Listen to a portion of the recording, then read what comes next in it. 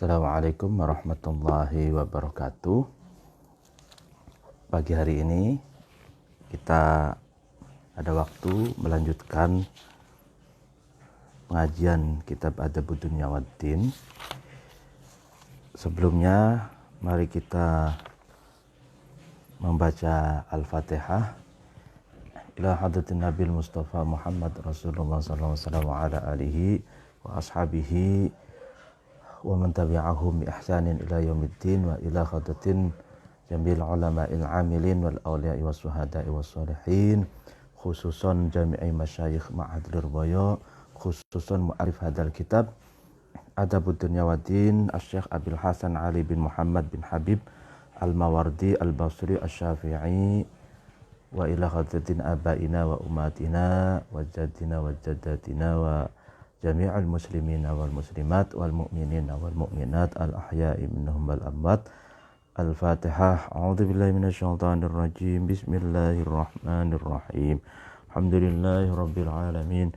Arrahmanir rahim. Maliki yaumiddin.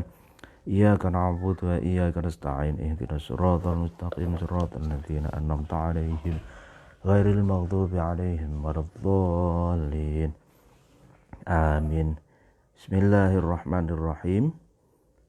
Pada pengajian yang lalu dijelaskan bahwa sebagian atau salah satu sebab berubahnya akhlak seseorang adalah kegalauan atau humum, keadaan prihatin, di mana keadaan galau ini dapat melalaikan hati, akal seseorang dan dapat menyibukkan hati seseorang sehingga dia tidak sanggup memikul beban dan tidak kuat memikul kesabaran. Artinya dia tidak sabar dan merasa putus asa, tidak mampu memikul beban hidup. Itu umum. Nah, itu salah satu sifat yang dapat merubah akhlak seseorang dari akhlak yang baik menuju akhlak yang kurang baik atau tidak baik. Wa qad qila, dan dikatakan al-hummu, prihatin atau galau, kasumi, seperti racun. Ya, jadi jangan memelihara kegalauan, karena galau itu seperti racun yang dapat menggerogoti akal pikiran kita, dapat menggerogoti hati kita, sehingga kita merasa seakan-akan dunia ini sempit, seakan-akan tidak ada solusi bagi persoalan hidupnya. Ya, dia teracuni oleh perasaannya sendiri yang berupa galau itu. Waqala, dan berkata ba'dul udba'i, sebagian para sastrawan, apa yang dikatakan al-huznu, susah, sedih gitu ya. Kadda'i, itu seperti penyakit gitu kan. Al-makhzuni, yang disimpan, fi fuadil makhzuni, di dalam hatinya orang yang susah, orang yang sedih itu. Nah, ini sebagian sastrawan mengatakan bahwa susah, galau, prihatin, ya, itu seperti penyakit yang tersimpan di dalam hati orang yang galau tersebut. Jadi kalau penyakit tentunya akan berpengaruh ya, kepada kerja hati gitu. Jadi manusia ini kan, fisiknya ini kan sebenarnya digerakkan oleh pusatnya, yaitu hati dan akal gitu ya. Meskipun terjadi perbedaan pendapat antara sufi dengan filosof itu. Nah, kalau sufi mengatakan bahwa hati adalah raja, akal adalah panglimanya gitu. Nah, sementara filosof mengatakan bahwa sebaliknya akal adalah raja, hati adalah panglimanya. Sedangkan tubuh ini, organ tubuh yang lain, itu adalah anak buahnya atau pasukan-pasukannya yang bisa digerakkan oleh dua hal ini, yaitu hati dan akal. Nah, kalau hati dan akalnya itu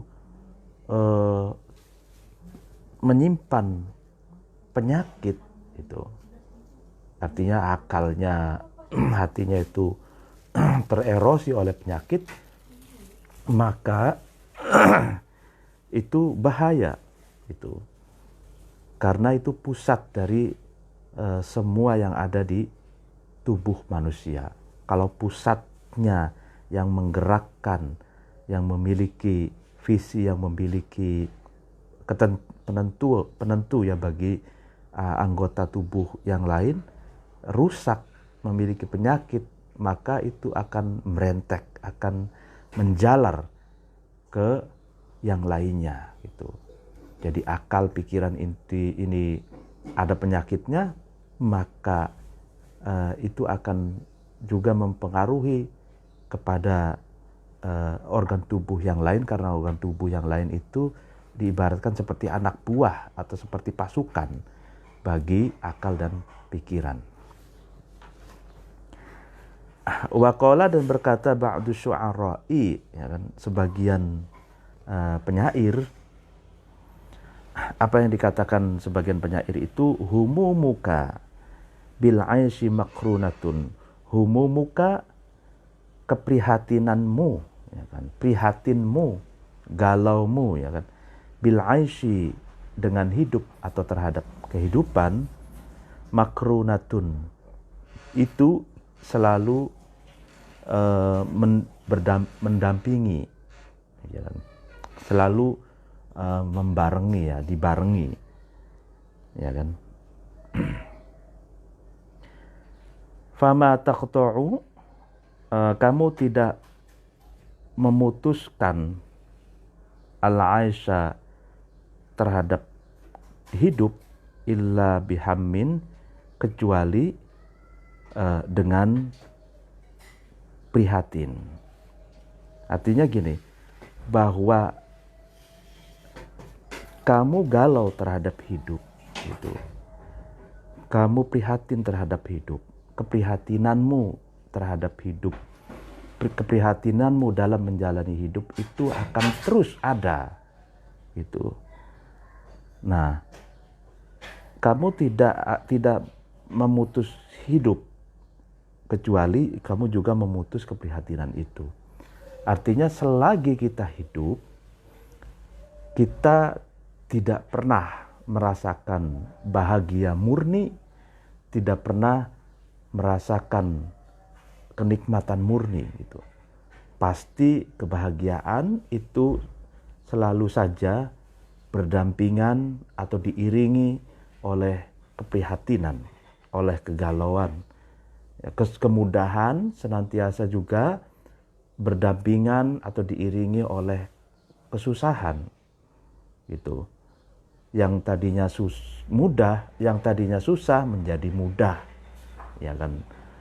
Nah, tapi kemudahan itu pun sebenarnya tidak ada yang mudah murni, karena selalu saja ada cobaan, rintangan, gitu ya.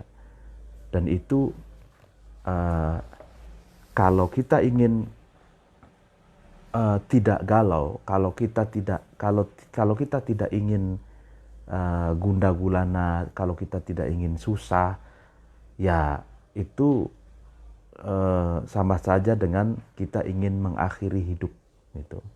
Karena kalau hidup, ya pasti di situ ada problem, di situ ada kesusahan, di situ ada tantangan, gitu.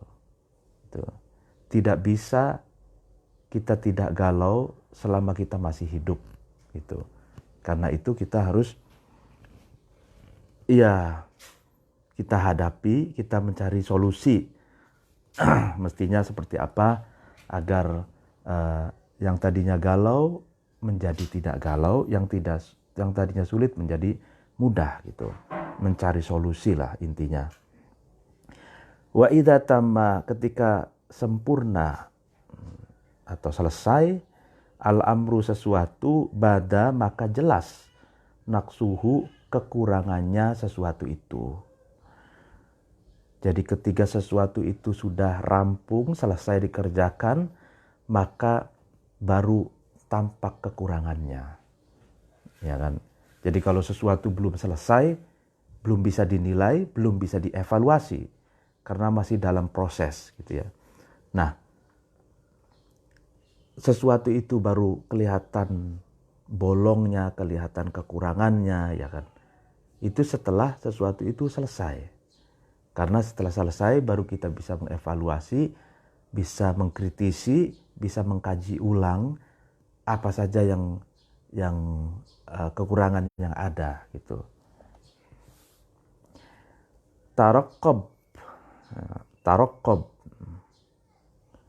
periksalah kamu, ya kan, zawalan, ya kan, terhadap perubahan, idza qila, ketika dikatakan tamma, sempurna atau selesai sesuatu itu, ya kan. Jadi ketika sudah dikatakan bahwa sesuatu itu sudah selesai itu, maka periksalah, maka evaluasilah sesuatu itu. Idza kunta, ketika kamu ada, fi ni'matin, di dalam kenikmatan, far'iha, maka jagalah kamu terhadap kenikmatan itu. Jadi ketika kita mendapatkan kenikmatan, hidup dalam kenikmatan, maka kita harus bisa menjaganya gitu. Jadi setelah kita meraih kenikmatan, langkah selanjutnya adalah kita menjaga kenikmatan itu agar kenikmatan itu bisa berumur panjang gitu. Fa innal ma'asi, maka sesungguhnya kemaksiatan tuzilu, itu dapat menghilangkan, maksiat-maksiat itu an-ni'ama ya, terhadap kenikmatan-kenikmatan. Jadi yang dapat menghilangkan kenikmatan-kenikmatan yang kita dapatkan, yang kita rasakan, adalah kemaksiatan-kemaksiatan. Sebab apa? Sebab kemaksiatan itu ada ongkosnya. Gitu. Kalau dalam konteks materi, misalkan kita mendapatkan kenikmatan materi, ya kan, lalu kemudian apa penyebab hilangnya kenikmatan itu? Yaitu kemaksiatan. Tidak ada kemaksiatan yang gratis gitu. Ya misalkan minum-minuman, narkoba, itu semua pakai uang. Lalu kemudian berjudi, berzina dan lain sebagainya, itu semua kemaksiatan yang ada ongkosnya.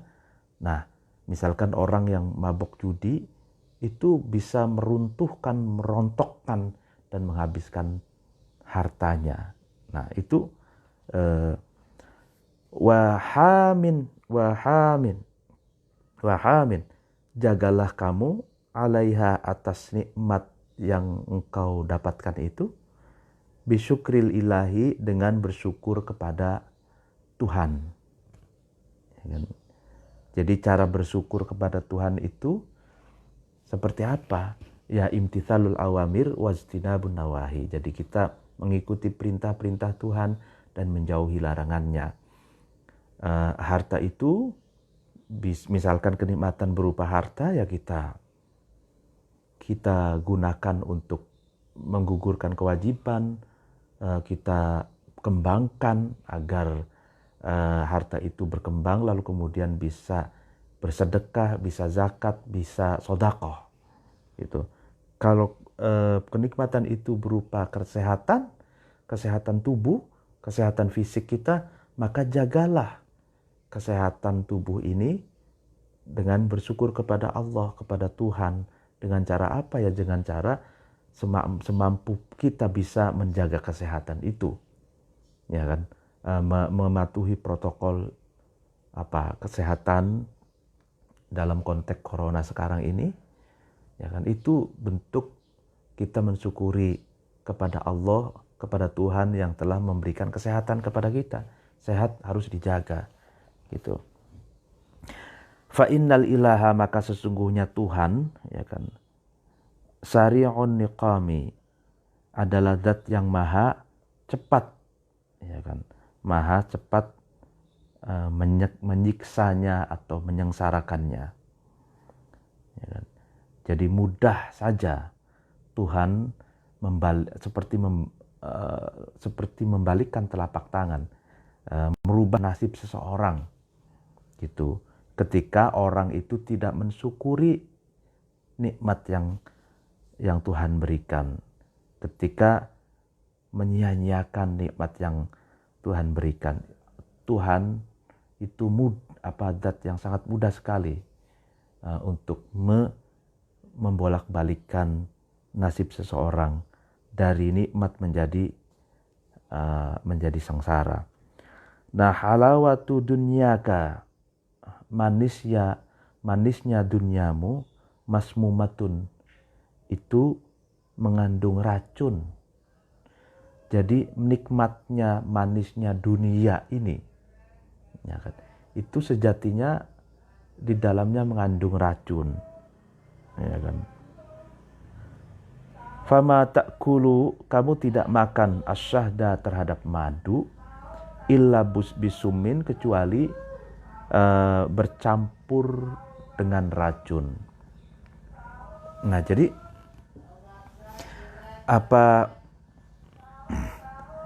nikmatnya dunia itu, misalkan secara materi, ya, nikmatnya materi itu, harta benda itu, ya kan, itu nikmat. Tapi hakikatnya itu di dalamnya mengandung racun, gitu. Kamu tidak memakan madu, ya kan, kecuali di dalamnya itu sebenarnya mengandung racun. Nah, apa itu? Makanya di dalam Islam memberikan solusi agar kita tidak memakan racun yang tersimpan di dalam harta benda kita. Dengan cara apa? Dengan cara zakat, sedekah, gitu. Jadi sebagian harta kita itu disedekahkan, dizakatkan.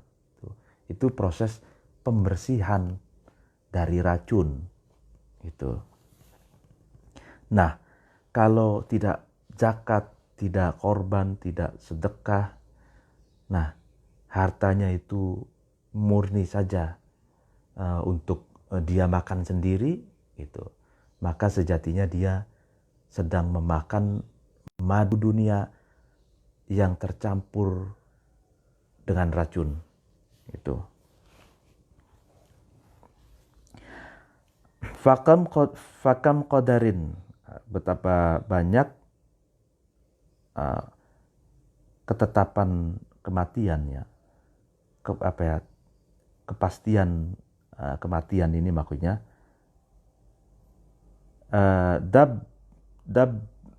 dabba itu melata. Qadarin itu kepastian berupa kematian itu melata, itu kan. Fi mahmalatin, dalam keadaan pelan-pelan, gitu ya, melata pelan-pelan, berjalan pelan-pelan. Falam ya'lamu, dan tidak tahu, ya kan, tidak tahu terhadap ketetapan kematian itu. Annasu, manusia, hatta hajam, sehingga qadarin itu, kepastian kematian itu tahu-tahu datang, gitu. Jadi banyak orang itu tak sadar, gitu, bahwa setiap detik, setiap menit, setiap waktu itu sebenarnya kematian itu menghampirinya, gitu, pelan-pelan menghampirinya. Karena tidak sadar, manusia itu tahu-tahu kematian itu datang kepadanya, dan dia tidak sadar, gitu.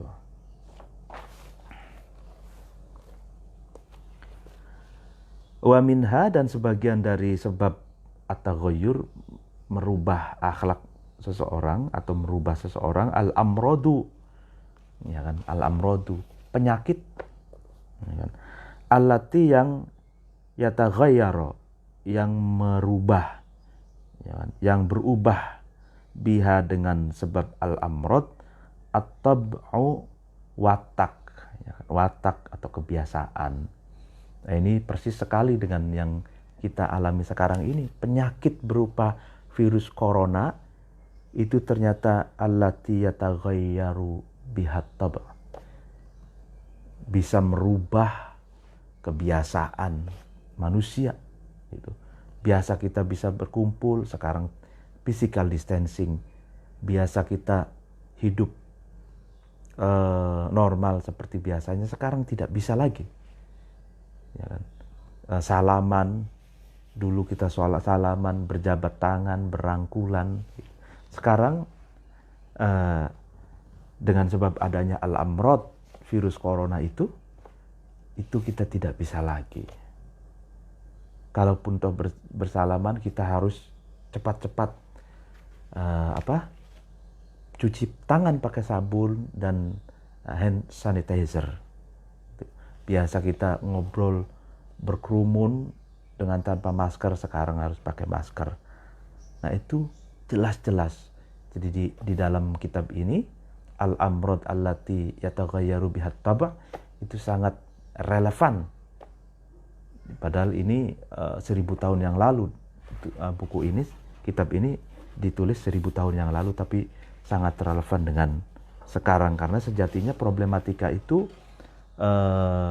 dulu, sekarang sampai sekarang juga banyak yang sama, kesamaannya banyak gitu. Apa yang dihadapi dulu 1000 tahun yang lalu banyak yang sama dengan yang kita alami sekarang.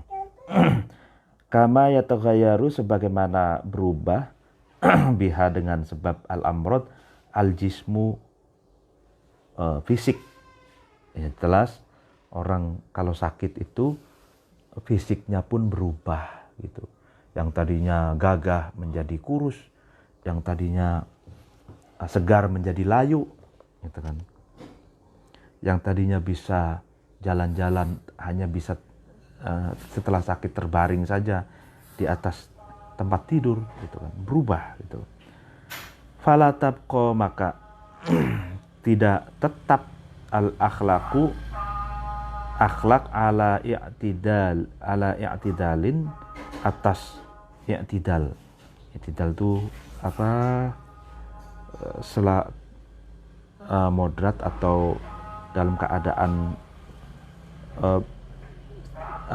kontinu begitu saja. Akhlak itu tidak bisa begitu. Artinya akhlak itu tidak bisa tetap dalam keadaan normal gitu. Berubah-ubah akhlak itu. Wala yaqdiru, dan tidak mampu al-jismu itu, fisik itu, ma'ahuma, bersama dengan al-amrod, ma'aha, bersama dengan al-amrod, ala ihtimalin, atas memikul beban, ya kan. Jadi seseorang atau fisik itu ketika sakit ya tidak bisa memikul beban sebagaimana dalam keadaan sehat. Waqala, dan berkata al-Mutanabbi. Mutanabbi ini nama aslinya Abu Thayyib al-Mutanabbi. Ini seorang penyair yang sangat terkenal, penyair Arab ya, penyair klasik. Apa yang dikatakan al-Mutanabbi, alatul aishi, ya kan, piranti hidup atau alat kehidupan. Sehatun adalah sehat, wasababun, dan jiwa muda, ya kan. Jadi piranti kehidupan itu sehat dan muda, ya, jiwa muda. Fa'idha wallaya, maka ketika sehat dan sabab itu berpaling, anil mar'i, dari seseorang, walla, maka al-aish, kehidupan juga berpaling. Ya kan, jadi ketika kesehatan berpaling dari manusia, berarti manusia itu sakit. Ketika jiwa muda itu berpaling dari manusia, berarti tua, gitu kan. Maka kehidupan pun akan berpaling dari dia, dari orang itu. Jelas, karena kehidupan itu baru dirasa kita bisa menikmatinya ketika kita sehat. Itu. Kalau ketika kita sakit tidak makan nggak enak, minum tidak enak gitu, serba tidak enak gitu kalau sehat sakit gitu. Jadi tidak bisa menikmati dengan baik kehidupan kalau kita sakit gitu. Hanya bisa menikmati kehidupan dengan sempurna, dengan baik ketika kita sehat. Karena itu kita harus menjaga kesehatan ini. Wa idza syekhu, dan ketika orang tua qala berkata, orang tua itu uffin, jijik sekali, ya kan. Fama malla, maka tidak bosan, syekh itu tidak bosan, hayatan, terhadap kehidupan, walakinna dha'fa, akan tetapi syekh itu, orang tua itu, terhadap kelemahan, kerapuhan, malah syekh itu, orang tua itu bosan. Jadi orang tua itu, ya, tua rentah, ya kan, dia mengatakan uffin, aduh jijik sekali hidup ini, gitu. Artinya atau mengumpat lah ya, mengumpat. Karena sebenarnya orang tua itu tidak bosan dengan kehidupan ini. Makanya kan orang tua atau kita sendiri itu senantiasa berdoa, Allahumma tawwil umurana, ya Allah panjangkanlah umur, agar dapat merasakan kehidupan lebih panjang lagi. Ya kan? Orang tua juga begitu, tidak merasakan bosan terhadap kehidupan itu. Akan tetapi orang tua itu merasa bosan dengan kerapuhannya, dengan kelemahannya gitu. Semakin ditambah umur seseorang itu, semakin dikurangi nikmatnya, ya kan. Yang tadinya gagah perkasa menjadi, mukanya tadinya berseri-seri menjadi keriput gitu ya. Yang tadinya gagah menjadi tidak gagah lagi, ya kan? Dan yang lainnya. Wa idza lam tajidu wa idza lam tajid, dan ketika kamu tidak menemukan minan nasi, dari manusia, kuf'an, terhadap orang yang seimbang atau selevel, sekufu. Wa idza lam tajid, dan ketika tidak menemukan, ya kan, minan nasi, dari manusia, kuf'an, terhadap orang yang satu level atau seimbang. Siapa yang tidak menemukan dzatu hidrin, nah ini perempuan yang memiliki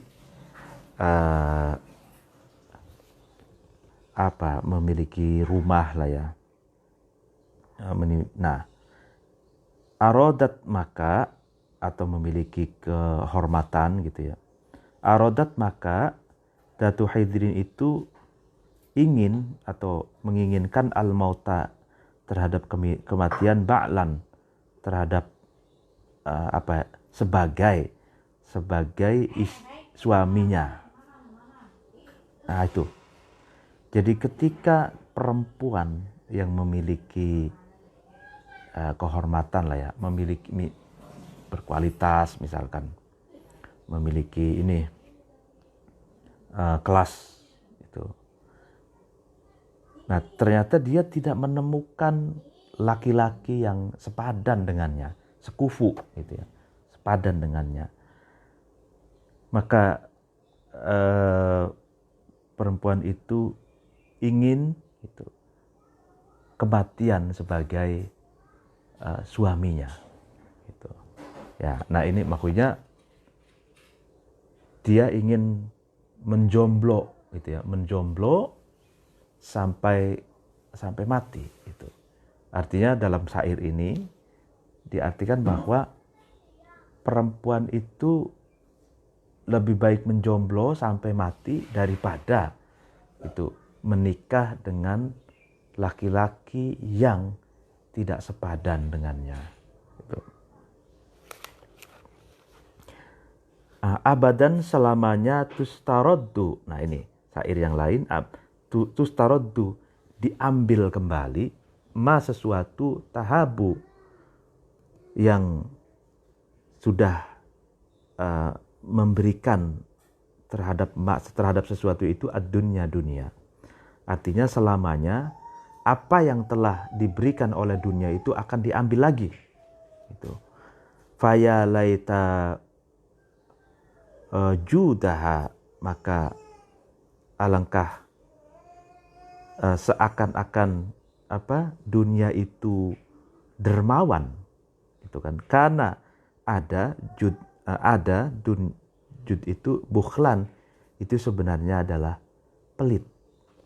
Nah ini, jadi maksudnya selamanya apa yang diberikan oleh dunia itu akan diambil kembali. Jadi dunia itu seakan-akan dermawan, padahal hakikatnya dia itu pelit. Itu. Jadi kalau orang dermawan itu kan diberikan, ya memberikan sesuatu tanpa mengambil kembali, ya kan, sudah berpindah kepemilikan. Nah itu kan dermawan. Tapi dunia tidak. Dunia itu apa yang dunia berikan kepada kita akan diambil kembali. Itu. Nah, jadi seakan-akan dunia itu dermawan, loman. Pada hakikatnya dunia itu bakhil, pelit, katanya gitu. Nah ini syairnya menarik ya. Wa minha, dan sebagian dari asbab at-taghayyur, sebab-sebab yang dapat merubah seseorang itu uluwus sinni, luhurnya, tingginya tahun. Tingginya tahun itu pokoknya umurnya yang sudah banyak gitu. Hudusul harami, dan terjadinya pikun, li taksirihi, karena karena uluwusin, banyaknya umur dan pikun itu akan mengakibatkan atau membekas fi alatil jasadi, di dalam piranti fisik.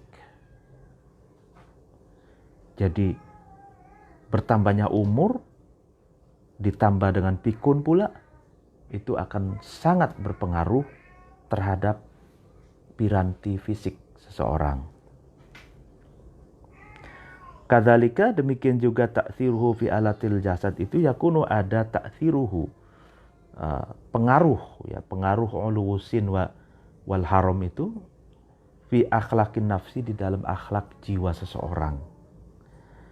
Kama yad'afu, maka sebagaimana lemah al jasadu fisik, an ihtimalima, atas memikul sesuatu, karena yang ada jasad itu yutiquhu, yang kuat jasad itu terhadap min afqalin, dari hal-hal yang berat, ya kan, yang dulu kuat memikul beban, ya kan, yang berat, misalkan memikul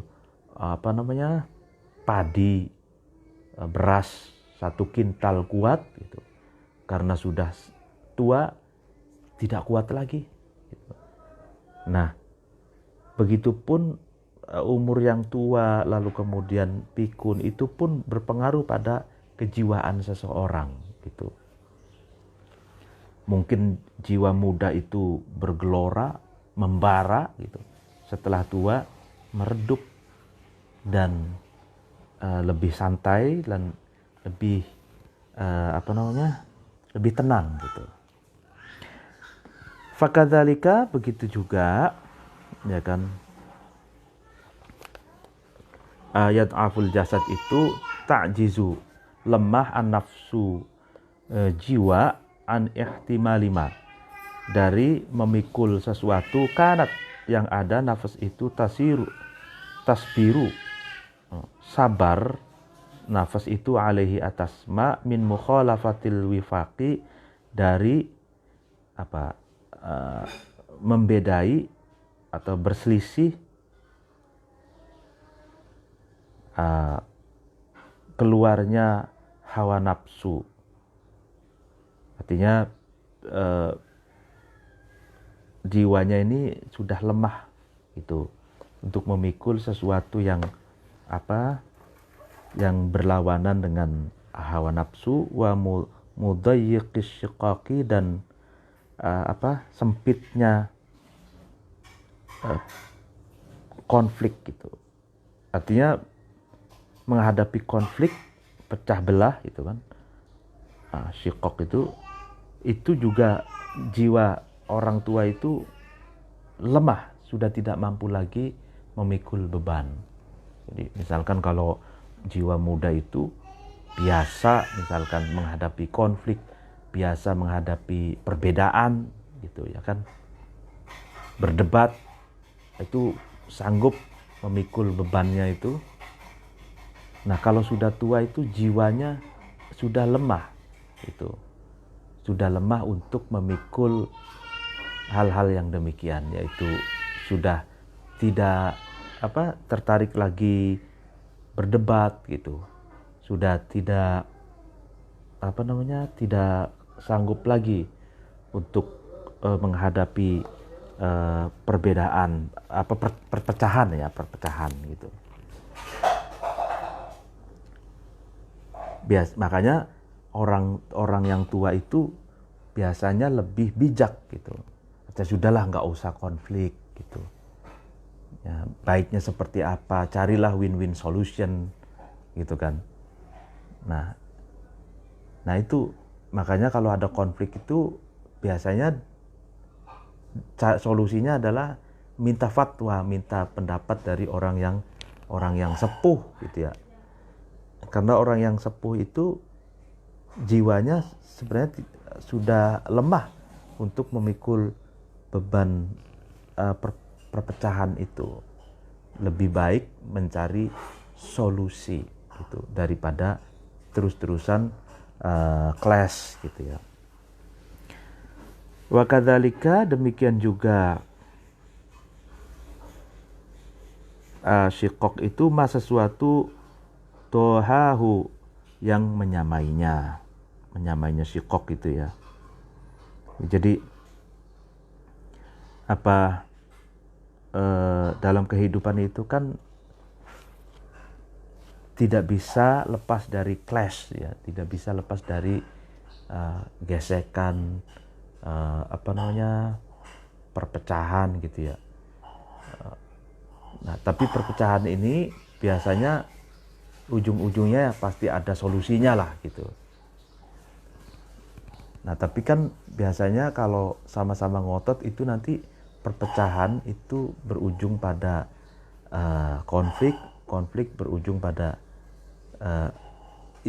kehancuran gitu. Nah orang-orang yang tua itu lebih bijaksana dalam menghadapi konflik gitu ya kan, konflik, perpecahan gitu ya, karena jiwanya sudah malas gitu untuk terlibat dengan hal-hal yang demikian gitu. Nah itulah jiwanya sudah lemah gitu ya. Tapi kelemahannya itu justru menjadikan seseorang itu biasanya lebih bijaksana kalau orang yang sudah tua. Demikian pengajian pagi hari ini, dicukupkan dulu. Mohon maaf apabila ada kekurangan. Wallahul muwaffiq ila aqwamit thoriq. Wassalamualaikum warahmatullahi wabarakatuh.